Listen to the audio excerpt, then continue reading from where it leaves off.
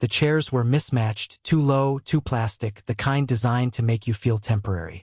That's what school meetings always were. Parents rotating through like clockwork, polite nods and awkward greetings, hoping no one brought up grades or behavioral reports. Just smile, discuss curriculum changes, approve budgets, and leave with your dignity intact. I had done this before. The last few years blurred together.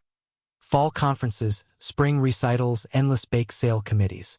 I showed up always, not because I was welcome, not because anyone asked me to, but because it mattered, because someone had to. Laura sat next to me, her legs crossed neatly, hands folded in her lap.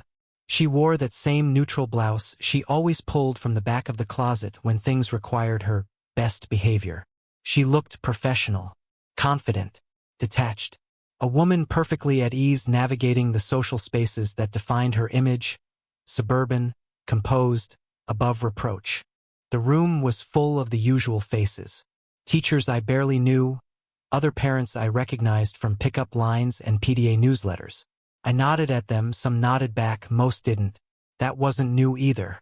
But what happened next, that was new. The principal, a soft-voiced woman with glasses that kept sliding down her nose, had asked a simple question about an upcoming event. Something minor, a school trip or an overnight camp. Something that required consent, coordination, and funding. "I just need confirmation from both parents," she said, eyes moving politely between Laura and me. That's when Laura spoke. Not in a rush, not defensively, calmly, almost bored. She didn't even turn her head. "Well," she began, her voice clear enough for the whole room to hear. "Mark doesn't really participate in raising the kids, so I don't think he needs to be involved in these kinds of decisions."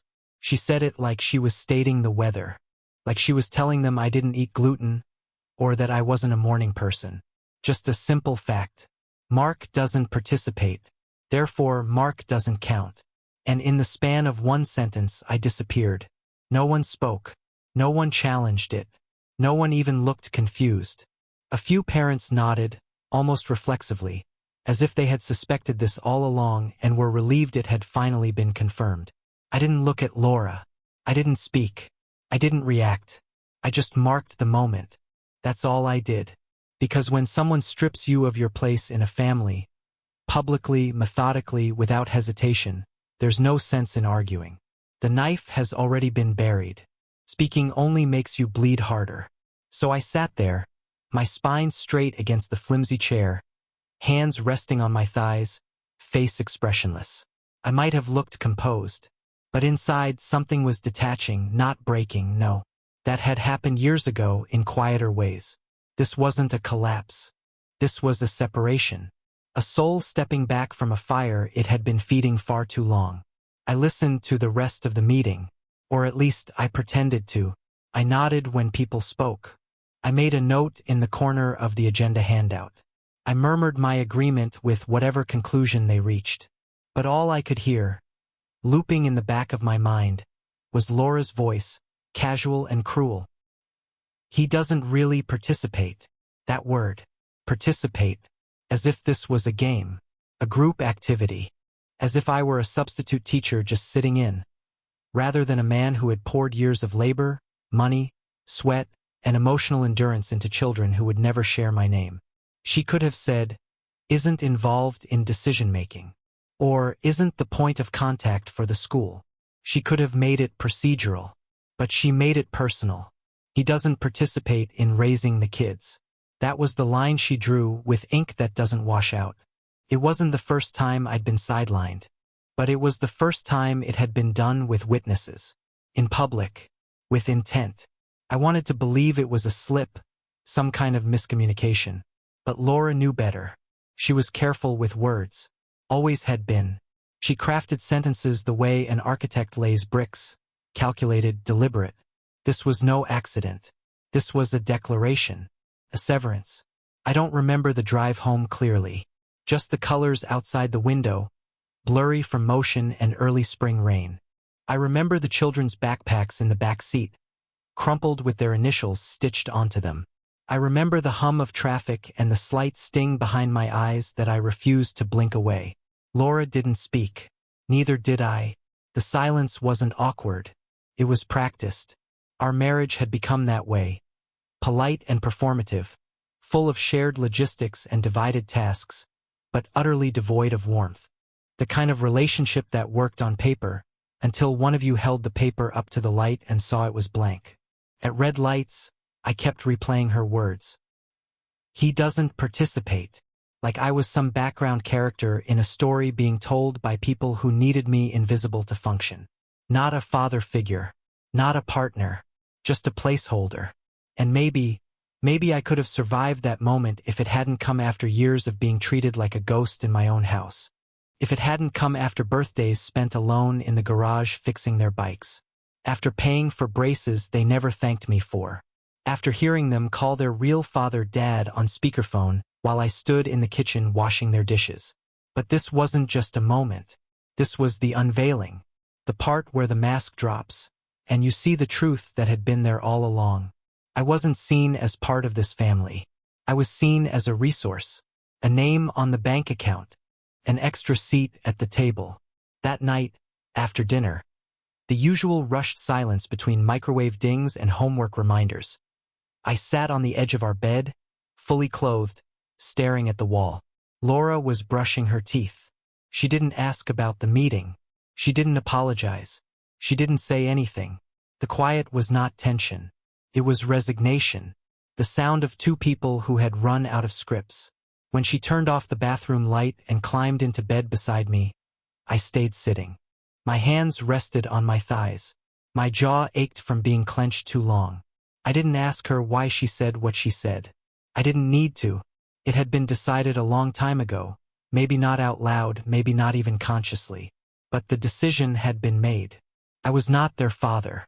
I was not her partner. I was the scaffolding. Useful but never meant to stay.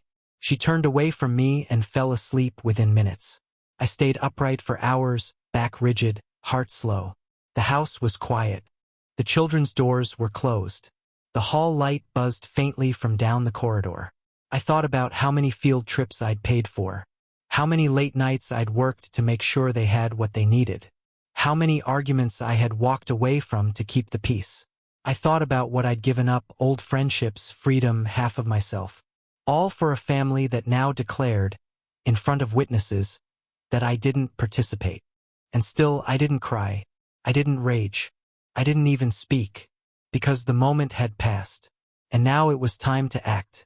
The next morning, I stood in the kitchen and watched the coffee drip into the pot like clockwork. Laura passed behind me to grab a glass. Neither of us spoke. Her hand brushed mine, and we both pulled away without apology. Just muscle memory now, a marriage on autopilot. The house hummed with early movement. The clatter of cereal bowls, the dull thud of shoes dropped by the door, a teenager slamming a bathroom cabinet. Our lives ran like a factory. Everyone had their shift. Everyone clocked in, clocked out. And me? I was the machine beneath it. No one noticed the man making it all run. Not really. I watched my stepson, Drew, scroll through his phone at the table, slouched and oblivious. He was 17, all sharp bones and rolled eyes. He muttered something to Laura about needing a new charger. The one I bought him last week already fraying at the ends. She nodded absently, told him to add it to the Amazon list. That list grew every day: sneakers, books, streaming services, sports gear. No one asked who paid for it. They just assumed it would appear. Like oxygen. Like me. I stood in the hallway after they left, keys dangling in my hand, jacket unzipped. I didn't move. Just stood there in the echo of their exit, in the silence that followed the front door slamming shut. And for the first time in years, I let myself list it all. All of it.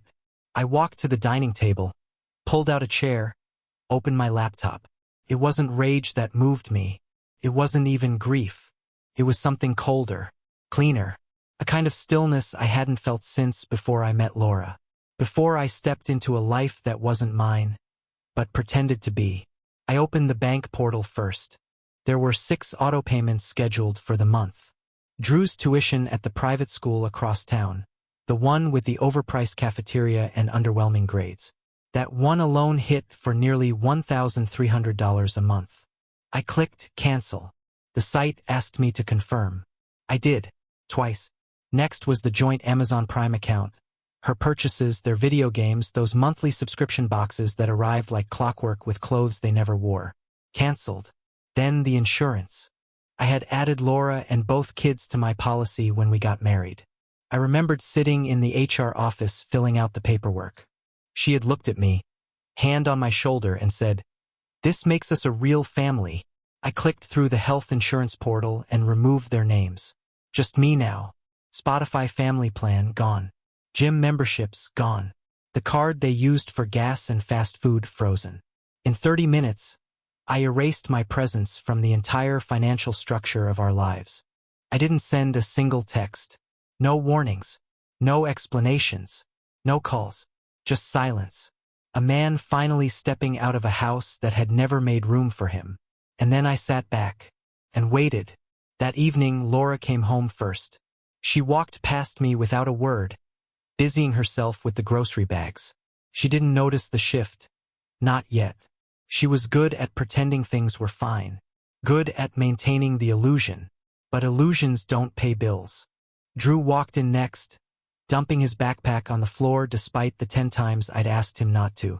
He grabbed the remote, clicked on the television, started browsing for whatever show he'd been binging lately. No greeting. No glance in my direction. A normal night. On the surface. Until he reached for his phone. 10 minutes later, I heard his voice from the living room. "Mom," he called out. "Why is Spotify saying our plan is inactive?" Laura didn't respond immediately. I could hear her rummaging in the kitchen drawers. "I don't know," she said eventually. "Maybe the card expired?" Drew's voice sharpened. "Well, it's not just Spotify. My phone account is locked too. And my school portal won't load. It says the tuition payment bounced." I stayed in my chair. Laura came out from the kitchen holding her own phone, scrolling through her banking app. She frowned, then looked at me. "Mark," she said carefully, "did something happen with the accounts?" I looked up at her slowly, not cruelly, not with rage, just clarity. "I stopped the payments," I said. She blinked. "What do you mean?" "I mean everything tied to my name, my bank, my cards. I shut it off." Silence. Then Drew exploded from the couch. "What? What the hell, man? I need that stuff, school, my phone. What am I supposed to do?" Laura took a step toward me. "Why would you do that without telling anyone?" I looked at her, and for the first time, I let the truth out without softening it. "Because you made it clear yesterday that I don't participate in raising these kids. That I don't have a role. So I stepped out of the role you said I don't have." Her mouth opened slightly, as if trying to form a rebuttal, then closed. She remembered. Of course she did. And in that silence between us, I saw something new in her eyes. Fear. Because the fantasy had cracked. She had been walking around assuming the system would always function. That my presence, my labor, my money would always be there because I had always made it so. But that presence was voluntary, and I had revoked it. Drew turned to his mother. "Fix it. Seriously, Mom. This isn't funny." Laura didn't answer. She looked down at her phone, scrolling again, probably seeing what else had vanished. I stood up. "I didn't do this to punish anyone," I said, flat and quiet. "I did it to match the reality I was handed." Laura said nothing. Drew stormed out of the room, muttering curses under his breath. The rest of the night passed in uneasy silence. I didn't offer explanations. They didn't ask for any. But I knew the calls would come. Because they weren't just upset. They were panicked. They had built their lives on the assumption that I would always be the one holding it together. And now that grip was gone. The next morning, the text started. First Laura. Then her sister. Then her mother. Then a voicemail from the school coordinator, asking why Drew's tuition payment had failed and whether there had been a mistake with the account. No one mentioned the words spoken at that meeting. No one said anything about how I had been erased in public. All they wanted to know was, what happened? As if this was a glitch, a system error. But it wasn't. It was deliberate, calculated, clean. I didn't respond to a single message. Because they weren't entitled to answers. What they were experiencing was the simple outcome of a truth they had spoken. Not with malice, not with yelling, but with something far more dangerous. Casual dismissal. They had pushed me out of the family in all but paperwork. Now they would see what that world looked like when the one man holding it up finally stepped aside. And I was only just beginning. It began with silence. Not the calm kind. Not peace. Not the warm hush of a home at rest. No, this was the kind of silence that stung. The kind that buzzed under the surface like static just before a power outage. The kind that came when people realized the ground beneath them had shifted and they didn't know how deep the drop was. Laura tried to act like everything was fine. She made coffee the same way she always did, tapping the countertop with her nails while the machine hissed. But she wasn't humming like usual. She wasn't moving with her practiced grace. Her shoulders were rigid. Her eyes kept flicking to her phone. I watched her from the dining room. She hadn't slept well. I knew because I hadn't either. Her breathing beside me had been shallow, uneven. She kept turning in the night, whispering my name once, maybe twice, but I didn't answer. I lay still with my eyes open, listening to her realize I wasn't going to smooth it over this time. I wasn't going to offer a joke, a shoulder, or a second chance. This time I meant it. At 7:41 a.m. The first message came. Laura's mother. Is everything okay? Drew just called me. His school account is locked? Laura typed something back. I didn't ask what. It didn't matter. The web was already shaking. At 8:13, a new message. The school coordinator. We've flagged Drew's tuition. Looks like the payment source failed. Just checking in to see if we should contact another parent? Another parent. They meant me. But in the file, in the system, I was labeled as stepfather. A formality. A footnote. Laura was still on the couch, hunched forward, staring at the message with her thumb frozen above the screen. Do you want me to reply? I asked. She looked up. Her expression was unfamiliar. Something between disbelief and dread. I already told them it must be a mistake, she said quietly. I nodded. It wasn't. She didn't reply. She just stared, then looked back down at the screen and started typing again. I walked past her, grabbed my jacket, and left. In the car, I watched the light shift through the windshield.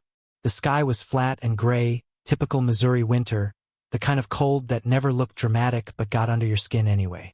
My phone vibrated twice in my pocket. I let it ring out. The voicemails were waiting when I pulled into the lot at work. Laura's voice, forced calm. Can we talk about what you did? I think maybe we should have had a conversation first. Her mother's voice, sharper. Mark, I don't know what you're thinking, but this is hurting the children. You need to put your feelings aside and act like an adult. The second voicemail came from someone I didn't recognize right away. Female voice, nervous tone. Hi, this is Kathy from Drew's school. We're just trying to understand the situation. If there's another contact for billing, we can work with them directly. Another contact. They were circling the drain already, trying to plug the holes I had once filled without being asked. That afternoon, the pressure escalated. I came home to find Laura pacing the kitchen, phone in hand. The kids weren't home yet. She didn't look up when I entered, but her voice followed me down the hall. We need to talk. I set down my keys, hung up my coat. She followed me into the living room. I've been fielding calls all day, she said. The school, my mom, your sister. Why did you shut everything off without warning? I turned to her, not angry, just steady. Because I was told I don't participate. She exhaled sharply. That was one sentence, Mark. In a meeting. I wasn't trying to humiliate you. But you did, I said. And you meant it. She blinked. You're overreacting. You can't just pull support because of a comment. I tilted my head. It wasn't just a comment. It was a declaration. You made it in front of people. You stated publicly that I don't have a role. So I stepped out of it. She pressed her fingers to her forehead. But Mark, This affects Drew. It affects the kids. You're punishing them. No, I said. I'm removing myself from a system that claims I'm not part of it. She looked like she might cry then. Not out of grief, but frustration. Like a CEO whose employee just walked off the job without 2 weeks' notice. She tried again. Softer. We've built a life together. You've been here for years. You can't pretend like that doesn't matter. I'm not pretending, I said. I'm realizing. She stepped closer. Then help me understand. Help me fix it. I shook my head. I don't need you to understand. I needed you to respect me. That window's closed. She turned away, her arms crossed, her breath shaky. For the first time, I think she understood that I wasn't bluffing. That the account cancellations weren't a tantrum or a threat. They were a correction. By nightfall, the fallout had reached Drew. He came stomping through the front door, phone in one hand, backpack slung over one shoulder. "What the hell, Mark?" he said. "No hello. No respect. Just accusation. You froze my phone. School's calling Mom. My freaking math tutor said she hasn't been paid in 2 weeks. What is your problem?" Laura stepped between us. "Drew." "No," I said, raising my hand. "Let him talk." Drew's face was red. His voice cracked from strain. "You can't just pull the plug like that. I need that stuff. You told me, through your mother, that I don't participate," I said. "So now I don't." His fists clenched. "This is stupid. You're being dramatic. You don't get to just decide you're out." I stepped closer, keeping my voice low. "I didn't decide I was out. You all told me I was. And now you're learning what that actually means." He stared at me. For a moment I thought he might punch something. But he didn't. He just stood there, breathing hard, then turned and stormed to his room. Laura didn't follow him. She just stood in the hallway, her hand to her mouth, eyes glassy. Later that night, her mother called again. I could hear her voice through the wall. "This is cruelty, Laura. You should have never let him get this much control. He's trying to destroy the family." Laura didn't defend me. She didn't correct her mother. She just whispered, "I don't know what to do." And that was when I realized. She had never known. She had never understood how much I had been holding together. Because I never made her see it. I just did it. Every month. Every day. And now that I had stepped back, now that the mask was off, she was flailing. They all were. By the weekend, Drew's voice had changed. Gone was the fury. Now came the bargaining. "Can't you just fix the tuition?" he asked from the living room. "Just that. I'll handle everything else. I swear." I didn't look up from my book. "Ask your father." He flinched. He won't." I met his eyes. "Then maybe you should have thought about that before deciding I didn't matter." He didn't reply, just walked away. They weren't used to consequences. They were used to comfort. But comfort had an architect. And the architect had stepped away from the blueprints. Let them figure out what a house looks like when the builder walks off the job. Let them understand, line by line, what dependence really means. This was the first wave of panic. But the storm was still gathering. And I was already standing outside of it, dry, calm, watching. Because now they were the ones on borrowed time. The silence became something else. Not just the kind that lives between words, but the kind that rewrites the rules of a house. It stretched across rooms. It filled the air between Laura and me at dinner, between Drew and his empty plates. It followed me down the stairs in the morning and up again at night. A new kind of gravity. And underneath it all, one truth pulsed steady and unspoken. They needed me. They had always needed me. They just didn't realize it until the support beams started cracking. 3 days after Drew's outburst, the school sent a formal letter. Certified. Envelope stamped with the district seal, addressed to me, but not by name. Just parent or guardian.